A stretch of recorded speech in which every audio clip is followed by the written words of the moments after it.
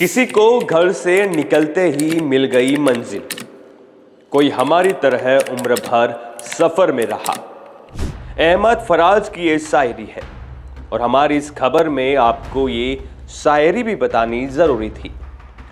राजस्थान के ऐसे कई जाट नेता हैं जो मुख्यमंत्री बनते बनते रह गए। कौन है वो नेता, चलिए आपको सिलसिलेवार ढंग से बताते हैं। राजस्थान की सियासत में जाटों का दशकों से वर्चस्व रहा है। जाट प्रदेश ही नहीं बल्कि देश के भी सर्वोच्च पदों पर रहे हैं, लेकिन कभी राजस्थान की मुख्यमंत्री की कुर्सी पर नहीं बैठ पाए। जाटों की बरसों से हसरतें रही है कि सत्ता की कुर्सी पर कोई जाट बैठे, लेकिन अभी तक वो घड़ी नहीं आई।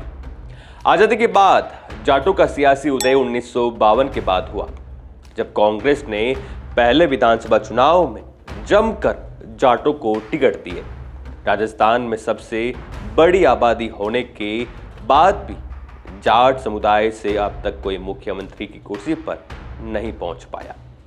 भाजपा और कांग्रेस दोनों ही दलों से जाट समुदाय के नेताओं के नाम तो कई बार उछले, लेकिन ऐन वक्त पर इन नामों पर विचार छोड़ दिया गया। हालांकि दोनों ही दल जाट समुदाय के नेताओं को प्रदेश अध्यक्ष के पद पर नियुक्त करते रहे, लेकिन बात जब मुख्यमंत्री की आती है तो इस समुदाय के हाथ खाली रह जाते हैं। आइए जानते हैं कि कब कब ऐसा पल आया जब लगा कि राजस्थान में जाट मुख्यमंत्री बन सकता है और कैसे अंतिम दौर में निर्णय बदल दिया गया। पहला नाम है रामनिवास मिर्धा। साल 1973। रामनिवास मिर्धा मुख्यमंत्री पद के दावेदार थे। उन्होंने इस पद के लिए सीधी लड़ाई लड़ी थी, लेकिन पार्टी की अंदरूनी वोटिंग में वो एक मत से चुनाव हार गए। साथ ही कई जाट विधायकों ने भी उनका विरोध किया था, जिसके कारण वो सीएम नहीं बन पाए। दूसरा नाम परसराम मदेरणा। साल 1998 में परसराम मदेरणा मुख्यमंत्री की रेस में सबसे आगे थे, लेकिन कांग्रेस आलाकमान ने एक लाइन का प्रस्ताव पास कर मुख्यमंत्री तय कर दिया और अशोक गहलोत सीएम चुने गए। तीसरा नाम सीसराम ओला। साल 2008 में कद्दावर जाट नेता सीसराम ओला ने भी अशोक गहलोत के सामने दावेदारी पेश की थी, लेकिन उन्हें विधायकों का समर्थन हासिल नहीं हुआ। इसके कारण वो सीएम नहीं बन पाए और एक बार फिर अशोक गहलोत सीएम बन गए। अगला नाम कुंभाराम आर्य। जाट समाज के एक बड़े नेता कुंभाराम आर्य आपातकाल में करीब 17 महीने जेल में रहे। ऐसे में जब राजस्थान में विधानसभा चुनाव हुए तो वो कांग्रेस के सामने मुख्यमंत्री पद के प्रबल दावेदार थे, लेकिन कांग्रेस की जीत की संभावना को देखते हुए वो कांग्रेस में शामिल हो गए। हालांकि इस चुनाव में कांग्रेस चुनाव हार गई। उस समय कांग्रेस के विरोध में चौधरी चरण सिंह का बड़ा प्रभाव था और वे कुंभाराम को मुख्यमंत्री बनाना चाहते थे, लेकिन ऐन वक्त पर उनके गलत निर्णय के कारण वो सीएम नहीं बन पाए। पांचवा नाम राम नारायण चौधरी।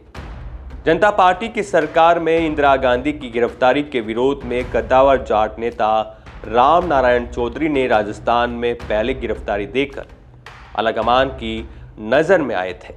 ऐसे में साल 1980 में हुए विधानसभा चुनाव में उन्हें मुख्यमंत्री पद का प्रबल दावेदार माना गया। कांग्रेस की प्रचंड लहर थी, लेकिन लगातार 3 बार के विधायक रहे राम नारायण चौधरी खुद चुनाव हार गए। इस तरह से वो सीएम की रेस से बाहर हो गए। आपको बता दें कि जाट समाज से कांग्रेस में सरदार हरलाल सिंह, परसराम मदेरणा, राम नारायण चौधरी, डॉक्टर चंद्रभान, नाथूराम मिर्धा, नारायण सिंह, ये सभी राजस्थान कांग्रेस कमेटी के अध्यक्ष रह चुके हैं। वहीं भाजपा की बात की जाए तो यहां सतीश पूनिया पहले जाट अध्यक्ष बने थे, लेकिन इनमें से कोई भी मुख्यमंत्री की कुर्सी पर नहीं पहुंच पाया। सतीश पूनिया को तो 3.5 साल अध्यक्ष रहने के बाद ऐन चुनाव के वक्त प्रदेश अध्यक्ष से विदा कर दिया गया, जिसके बाद जाट बिरादरी भाजपा से काफी नाराज भी हुई। कांग्रेस के वर्तमान प्रदेश अध्यक्ष गोविंद सिंह डोटासरा भी इसी समुदाय से आते हैं। लेकिन हाल फिलहाल तो कांग्रेस में गहलोत पायलट में कुर्सी को लेकर कसमकस चलती हुई नजर आ रही है। देखते हैं कि कभी जाट राजस्थान की कुर्सी पर बैठ पाता है या फिर नहीं। आपको हमारी रिपोर्ट कैसी लगी कमेंट के माध्यम से जरूर बताएं, और कौन हो सकता है ऐसा नेता, जाट नेता जो राजस्थान की कुर्सी पर बैठ पाएगा। हमें कमेंट के माध्यम से अपनी राय जरूर दें। नमस्कार।